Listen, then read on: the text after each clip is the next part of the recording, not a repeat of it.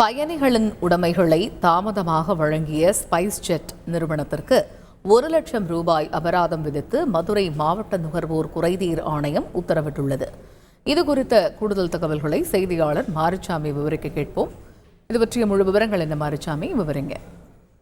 விமான பயணிகளின் உடைமைகளை தாமதமாக வழங்கிய ஸ்பைஸ்ஜெட் விமான நிறுவனத்திற்கு ரூபாய் 1 லட்சம் இழப்பீடு வழங்க வேண்டும் என்ற உத்தரவை மதுரை மாவட்ட நீதிமன்ற வளாகத்தில் உள்ள மதுரை மாவட்ட நுகர்வோர் குறைதீர் ஆணையம் உத்தரவு பிறப்பித்திருக்கிறது.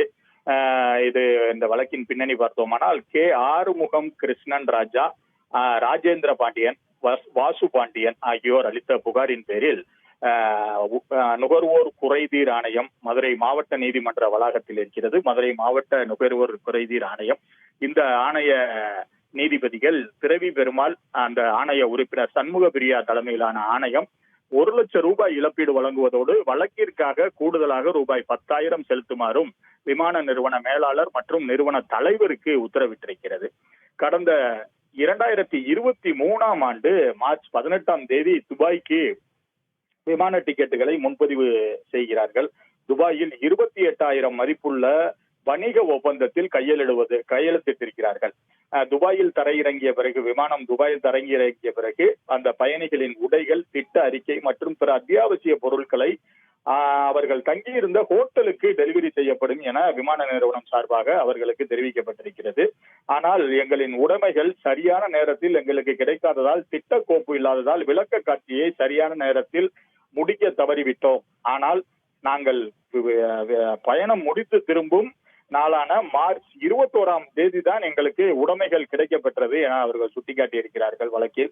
இதற்கிடையில் புகார்தாரர்கள் சுற்றுலா விசாவில் பயணம் செய்ததாகவும் அதன் மூலம் அவர்கள் வணிக பயணத்தில் இல்லை என்பதை சுட்டிக்காட்டியிருக்கிறார்கள்.